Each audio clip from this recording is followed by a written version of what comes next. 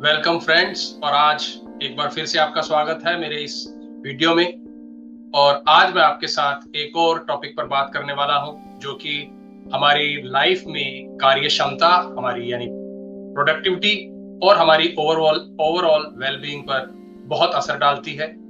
वो है हमारी फोकस एंड कंसंट्रेशन। जी हाँ दोस्तों, आपके साथ ऐसा हुआ होगा कि आप काम कर रहे हैं, आपको पता है कि यह काम आपको फिनिश करके डिलीवर करना है।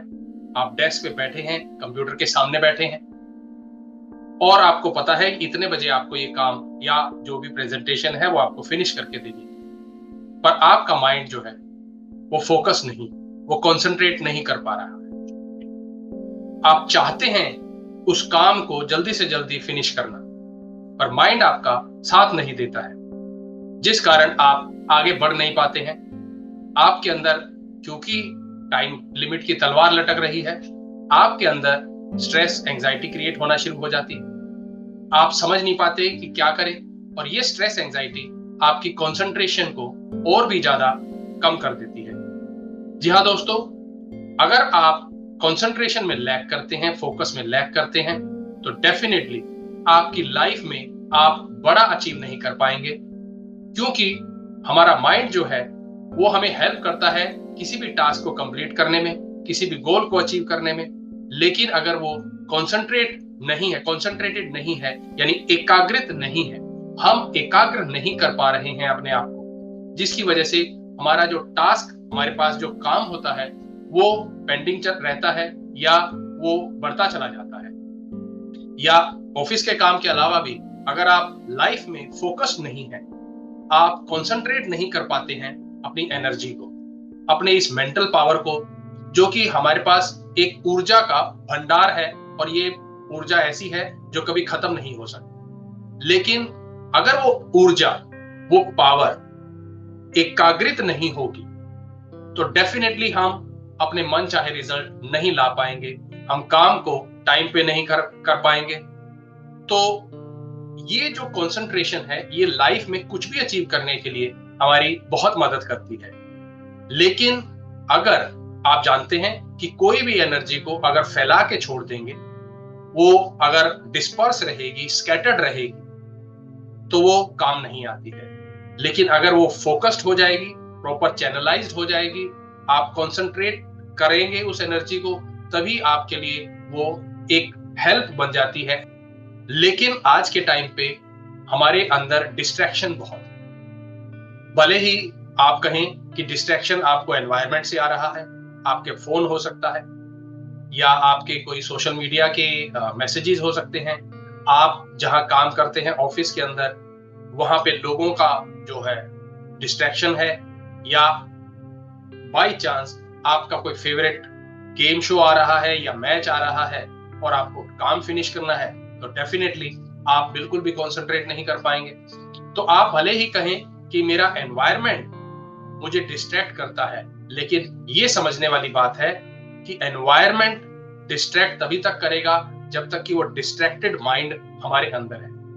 अगर वो डिस्ट्रैक्टेड माइंड उन डिस्टरबेंसेस को, उन डिस्ट्रैक्शंस को आइडेंटिफाई ही ना करे, तो आप डिस्ट्रैक्टेड नहीं, आप कॉन्सेंट्रेटेड रहें। बिल्कुल सही है ये कि हमारे माइंड ही डिस्ट्रैक्टेड होता है और हमारा माइंड ही फोकस्ड होता है। तो ये है क्या बेसिक? तो दोस्तों मैं आपको बताता हूं, कंसंट्रेशन बेसिकली क्या है। वो हमारी एबिलिटी है, हमारी क्षमता है, जिसे हम किसी भी काम को करने के लिए या किसी थॉट के ऊपर या किसी आइडिया के ऊपर हम अपनी अटेंशन को अपनी मर्जी के हिसाब से यूज करें या उसे अप्लाई करें। जी हाँ, ये हमारी अटेंशन को फोकस रखने के लिए जो एनर्जी है या जो चीज है, उसे कंसंट्रेशन कहते हैं। तो अगर हम उसमें सक्षम नहीं है तो हम कंसंट्रेट नहीं कर पाते। समझने वाली ये बात है कि कंसंट्रेशन एक एबिलिटी है, तो जैसे दूसरी एबिलिटीज को एनहेंस किया जा सकता है, ठीक ऐसे ही आप अपनी कंसंट्रेशन को आप एनहेंस कर सकते हैं। क्योंकि आप देखेंगे आज के टाइम पे भी जो बच्चे हैं वो पढ़ना नहीं चाहते, या फिर पढ़ते तो हैं बट वो डिस्ट्रैक्टेड होते रहते हैं कंटिन्यूसली। क्यों? क्योंकि उनके आसपास बच्चे जो हैं उन्हें अभी नहीं पता है उनकी कंसंट्रेशन पावर जो है बच्चों की हालांकि कम होती है, बट ग्रास्पिंग पावर बहुत ज्यादा होती है। तो अगर वो आसपास डिस्ट्रैक्टिव एनवायरनमेंट ऑब्जर्व करते हैं तो माइंड उन्हें आइडेंटिफाई कर लेता है और उनकी वो एक मेंटल हैबिट बन जाती है, छोटी छोटी बात को लेके डिस्ट्रैक्ट हो जाते हैं, उनका ध्यान जो है भंग हो जाता है, वो स्टडी के ऊपर फोकस नहीं कर पाते। और यही चीज बाद में काम के लिए भी काम यूज होती है, क्योंकि एक माइंड की नेचर बन गई। तो या फिर आपको लाइफ के अंदर बड़े गोल जो अचीव करने हैं उनके ऊपर भी आप फोकस नहीं कर पा रहे हैं, आपके प्रेजेंट मोमेंट में जो आपका टाइम में जो आपके पास जो टास्क इन हैंड है, अगर आप उसके ऊपर फोकस नहीं कर पा रहे हैं, तो डिस्ट्रैक्टेड माइंड जो है उसे हम चेंज कर सकते हैं, यानी ये एबिलिटी है, हम इसे एनहेंस कर सकते हैं। तो अब आपका क्वेश्चन होगा कि कैसे एनहेंस करें। जी हाँ, ये वीडियो उसी चीज के लिए है और एक बहुत ही पावरफुल टेक्निक है जो कि साइंस प्रूवन है, और वो है माइंडफुलनेस। जी हाँ, माइंडफुलनेस बेसिकली वो प्रैक्टिस है for us to be fully present in this moment, यानी इस क्षण में हमें अपने आप को प्रेजेंट रखना है, अपने आप को सचेत रखना है। That is what is mindfulness, और वो भी नॉन जजमेंटल तरीके से। What does that mean non judgmental? यानी हमारा माइंड जो है किसी भी चीज को, किसी भी थॉट को लेकर, किसी भी ऑब्जेक्ट को लेकर कुछ ना कुछ सोचता रहता है, उसे किसी न किसी दायरे में फिट करता रहता है। लेकिन माइंडफुलनेस से हम किसी चीज को एलिमिनेट नहीं करते, बल्कि इवन हम अपनी थॉट्स को भी ऑब्जर्व करते हैं, अपनी फीलिंग्स को ऑब्जर्व करते हैं, अपनी सेंसेशन को भी ऑब्जर्व करते हैं, वो भी एक क्यूरियस वे में और एक काइंड वे। यानी हम उन थॉट्स को, उन आइडियाज को, या जो भी डिस्ट्रैक्शंस हैं, हम उन्हें नेग्लेक्ट ना करके बल्कि एक्सेप्ट करते हैं। Okay, they are present right now around me, in me, but we are still focused, we are still concentrating in the present moment.